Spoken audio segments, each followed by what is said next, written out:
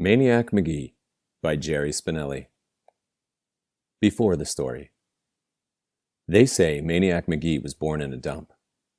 They say his stomach was a cereal box and his heart a sofa spring.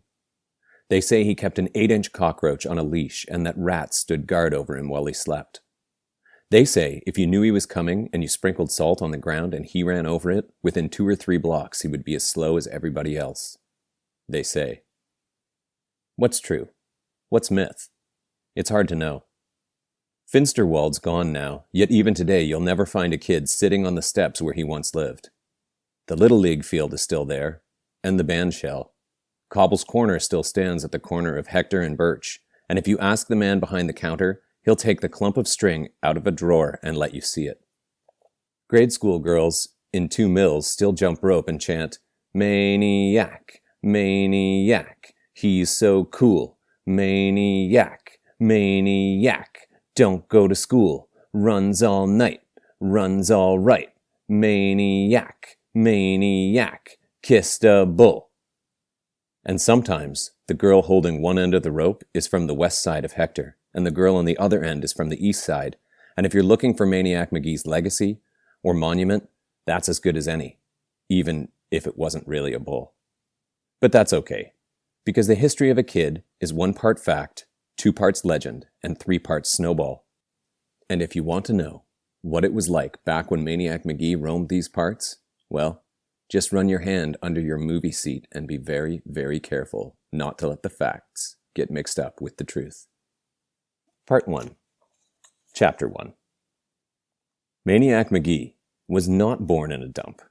He was born in a house. A pretty ordinary house, right across the river from here in Bridgeport. And he had regular parents, a mother and a father. But not for long. One day his parents left him with a sitter and took the P&W high-speed trolley into the city. On the way back home, they were on board when the P&W had its famous crash and took the high trestle over the Schuylkill River at 60 miles an hour, and the whole caboodle took a swan dive into the water. And just like that, Maniac was an orphan. He was 3 years old. Of course, to be accurate, he wasn't really Maniac then. He was Jeffrey Lionel McGee. Little Jeffrey was shipped off to his nearest relatives, Aunt Dot and Uncle Dan. They lived in Hollidaysburg, in the western part of Pennsylvania. Aunt Dot and Uncle Dan hated each other, but because they were strict Catholics, they wouldn't get a divorce. Around the time Jeffrey arrived, they stopped talking to each other. Then they stopped sharing. Pretty soon, there were 2 of everything in the house. 2 bathrooms, 2 TVs, 2 refrigerators, 2 toasters, and if it were possible, they would have had 2 Jeffreys. As it was, they split him up as best they could. For instance, he would eat dinner with Aunt Dot on Monday, with Uncle Dan on Tuesday, and so on. 8 years of that. Then came the night of the spring musical at Jeffrey's school. He was in the chorus. There was only 1 show and 1 auditorium, so Aunt Dot and Uncle Dan were forced to share at least that much. Aunt Dot sat on one side, Uncle Dan on the other. Jeffrey probably started screaming from the start of the song, which was "Talk to the Animals," but nobody knew it because he was drowned out by all the other voices. Then the music ended, and Jeffrey went right on screaming, his face bright red by now, his neck bulging. The music director faced the singers, frozen with his arms still raised. In the audience, faces began to change. There was a quick smatter of giggling by some people who figured the screaming kid was some part of the show, some funny animal maybe. Then the giggling stopped, and eyes started to shift and heads started to turn, because now everybody could see that this wasn't part of the show at all, that little Jeffrey McGee wasn't supposed to be up there on the risers pointing to his aunt and uncle, bellowing out from the midst of the chorus, "Talk!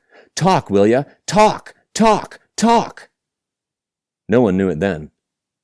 But it was the birth scream of a legend. And that's when the running started. 3 springy steps down from the risers, girls in pastel dresses screaming, the music director lunging, a leap from the stage, out the side door and into the starry, sweet onion grass-smelling night. Never again to return to the house of 2 toasters. Never again to return to school. Chapter 2. Everybody knows that Maniac McGee, then Jeffrey, started out in Hollidaysburg and wound up in 2 Mills. The question is, what took him so long? And what did he do along the way? Sure, 200 miles is a long way, especially on foot, but the year that it took him to cover it was about 51 weeks more than he needed, figuring the way he could run, even then. The legend doesn't have the answer. That's why this period is known as the Lost Year. And another question. Why did he stay here? Why 2 mills?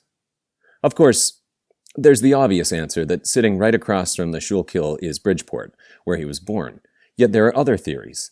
Some say he just got tired of running. Some say it was the butterscotch crimpets. And some say he only intended to pause here, but that he stayed because he was so happy to make a friend. If you listen to everybody who claims to have seen Jeffrey Maniac McGee that first day, there must have been 10,000 people and a parade of fire trucks waiting for him at the town limits. Don't believe it. A couple of people truly remember, and here's what they saw. A scraggly little kid jogging toward them, the soles of both sneakers hanging by their hinges and flopping open like dog tongues each time they came up from the pavement. But it was something they heard that made him stick in their minds all these years. As he passed them, he said, "Hi." Just that. Hi. And he was gone. They stopped. They blinked. They turned. They stared after him. They wondered, do I know that kid?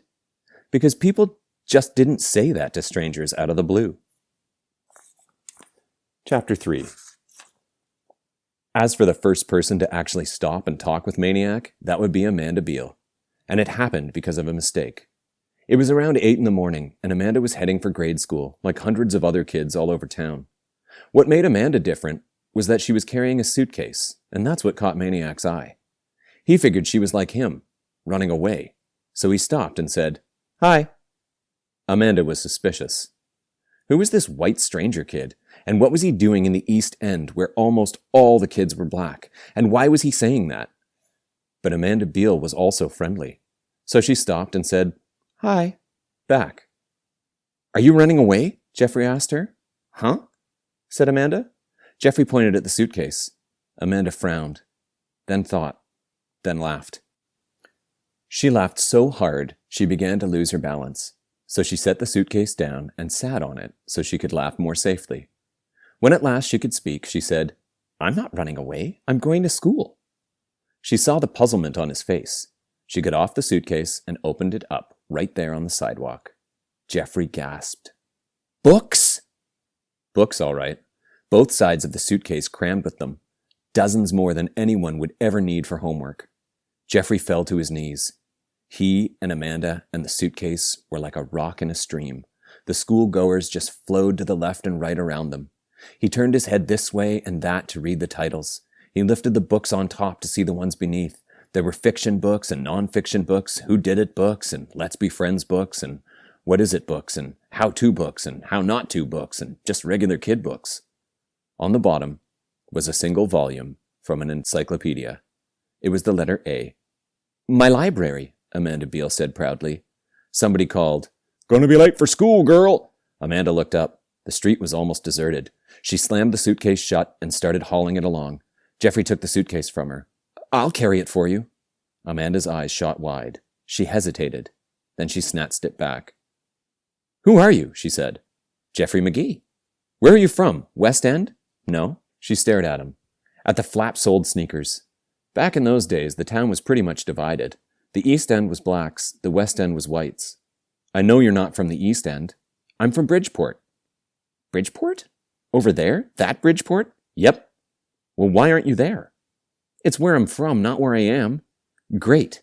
So, where do you live?" Jeffrey looked around. "I don't know. Maybe here?" "Maybe?" Amanda shook her head and chuckled. "Maybe you better go ask your mother and father if you live here or not." She speeded up. Jeffrey dropped back for a second, then caught up with her. "Why are you taking all these books to school?" Amanda told him. She told him about her little brother and sister at home who loved to crayon every piece of paper they could find, whether or not it already had type all over it. And about the dog, Bow Wow, who chewed everything he could get his teeth on. And that, she said, was why she carried her whole library to and from school every day. First bell was ringing. The school was still a block away. Amanda ran. Jeffrey ran. "Can I have a book?" he said. They're mine, she said. Just to read, to borrow, no. Please, what's your name? Amanda. Please, Amanda, anyone, your shortest one. I'm late now, and I'm not gonna stop and open up this thing again. Forget it. He stopped. Amanda! She kept running, then stopped, turned, glared. What kind of kid was this anyway? All grungy, ripped shirt. Why didn't he go back to Bridgeport or the West End where he belonged? Bother some white girl up there. And why was she still standing here? So what if I loaned you one, huh? How am I going to get it back? I'll bring it back, honest. If that's the last thing I do. What's your address?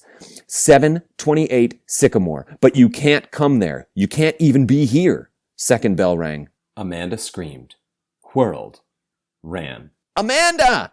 She stopped, turned. Oh! She squeaked. She tore a book from the suitcase, hurled it at him. Here! And dashed into school.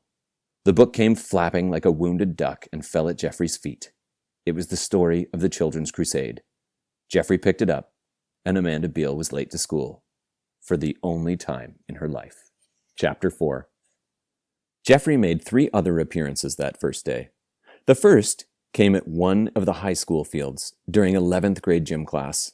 Most of the students were playing soccer, but about a dozen were playing football because they were on the varsity and the gym teacher happened to be the football coach. The star quarterback, Brian Dennehy, wound up and threw a 60-yarder to his favorite receiver, James, hands down, who was streaking a fly pattern down the sideline. But the ball never quite reached Hands. Just as he was about to cradle it in his big brown loving mitts, it vanished. By the time he recovered from the shock, a little kid was weaving upfield through the varsity football players. Nobody laid a paw on him. When the kid got down to the soccer field, he turned and punted the ball. It sailed back over the up-looking gym classers, spiraling more perfectly than anything Brian Dennehy had ever thrown, and landed in the outstretched hands of still stunned Hands down. Then the kid ran off. There was one other thing, something that all of them saw, but no one believed until they compared notes after school that day. Up until the punt, the kid had done everything with one hand. He had to, because in his other hand was a book.